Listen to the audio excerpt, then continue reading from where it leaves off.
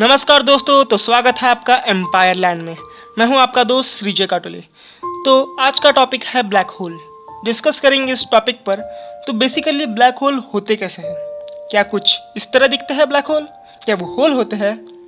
जी नहीं, actually black hole कुछ इस तरह दिखते हैं। These are mighty, so mighty. दरअसल हमारी अर्थ जिस सोलार सिस्टम में है वो हमारा सोलार सिस्टम है मिल्की वे गैलेक्सी में। मिल्की वे गैलेक्सी बहुत बड़ी है, लेकिन हमारी गैलेक्सी से भी बड़ी ऐसी लाखों गैलेक्सीज इस यूनिवर्स में हैं। जैसे हमारी गैलेक्सी के पास है एंड्रोमेडा गैलेक्सी, जो हमारी मिल्की वे गैलेक्सी से भी बड़ी है। और हर गैलेक्सी में आपको ब्लैक होल मिलेगा। हमारी मिल्की वे गैलेक्सी में भी एक ब्लैक होल है, जो कि हमारी मिल्की वे गैलेक्सी में बिल्कुल सेंटर में है। तो ब्लैक होल बनते कैसे हैं? मान लीजिए एक स्टार है और वो हमारे सन से भी बड़ा है, बहुत बड़ा। हर स्टार में उसका कोर होता है, उसके अंदर वो फ्यूल जनरेट करता है, उसमें बहुत से न्यूक्लियर रिएक्टर्स होते हैं। बेसिकली न्यूक्लियर रिएक्टर्स करते क्या है? वो न्यूक्लियर रिएक्टर्स हाइड्रोजन को हेवियर एलिमेंट्स में कन्वर्ट करते हैं। For example hydrogen to helium, जिससे excessive amount of energy generate होती है। और वो एनर्जी स्टार्स एमिट करती है, जिससे स्टार्स हमें ब्लिंक करते हुए दिखाई देते हैं, चमकते हुए दिखाई देते हैं।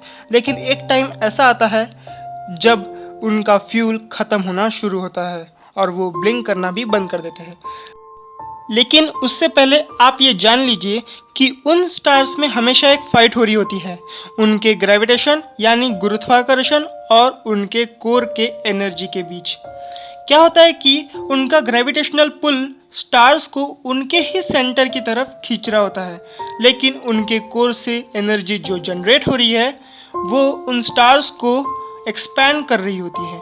लेकिन जब स्टार्स का फ्यूल ख़त्म हो जाता है और अब वो स्टार ब्लिंक करना भी बंद कर देता है, तो फिर इस फाइट में ग्रेविटेशन का पावर बढ़ जाता है और अब स्टार अपने ही ग्रेविटेशन में कोलाइड हो जाता है और अब उसका साइज भी छोटा होना शुरू हो जाता है।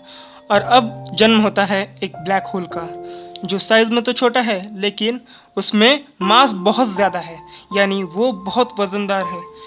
उस ब्लैक होल की छोटे होने की वजह से उसमें डेंसिटी बहुत ज़्यादा बढ़ जाती है, यानी उसमें घनत्व बहुत ज़्यादा बढ़ जाता है।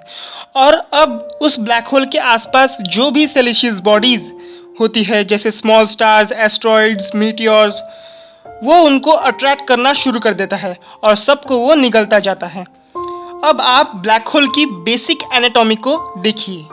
ये जो आप ब्लैक होल की स्फेरिकल डायग्राम को आप देख रहे हैं, इसमें जो सेंटर पॉइंट है उसे कहा जाता है सिंगुलैरिटी, जिसमें सारा वेस्ट मटेरियल श्रिंक होके डिसॉल्व हो गया है। और इस सिंगुलैरिटी के आसपास का जो रीजन है उसे कहा जाता है इवेंट होराइजन, जिसके संपर्क में आते ही ब्लैक होल सिलिशियस बॉडीज़ को अपने अंदर डिसॉल्व कर लेता है। और ब्लैक होल का जो सिंगुलैरिटी का पॉइंट है, वहाँ से लेकर तो इवेंट होराइजन के एंड होने तक इसे कहा जाता है स्कैबरचाइल्ड रेडियस। दरअसल इसका नाम ब्लैक होल इसलिए होता है बिकॉज वो ब्लैक होता है, इसका कोई कलर नहीं होता।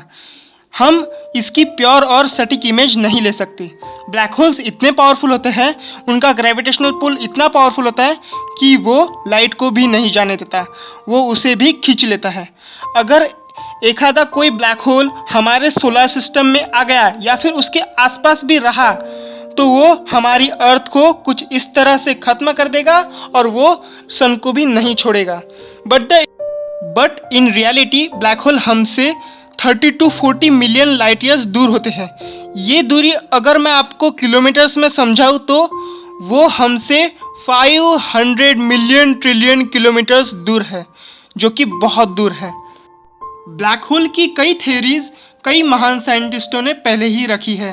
जैसे एक महान साइंटिस्ट थे स्टीफन हॉकिंग, जिन्होंने ब्लैक होल के बारे में अपनी महान किताब popular novel the brief history of time में डिटेल में बताया है। आपके माइंड में एक सवाल आएगा कि यूनिवर्स में इतने ब्लैक होल्स हैं तो इनका कोलिजन होने के बाद क्या होगा? ये सवाल तो इंटरेस्टिंग है, लेकिन इसका जवाब नहीं, क्योंकि दो बिग ब्लैक होल से जो कोलिजन होता है उसके बाद बनता है एक बड़ा ब्लैक होल जो बहुत ही ज़्यादा मैसिव होता है और बहुत ज़्यादा पावरफुल। लेकिन इनके कोलिजन की वजह से जो एनर्जी का ब्लास्ट हुआ होता है उसके साथ ही बहुत ज़्यादा पावरफुल ग्रेविटेशनल वेव्स भी निकलती है। को ब्लैक होल्स के बारे में ये डॉक्यूमेंट्री कैसी लगी कमेंट सेक्शन में ज़रूर बताइएगा, और अगर ये वीडियो पसंद आया है तो इसे लाइक ज़रूर कीजिए। ये वीडियो अपने दोस्तों के साथ ज़रूर शेयर कीजिएगा और हमारा चैनल एम्पायर लैंड को ज़रूर सब्सक्राइब कीजिएगा।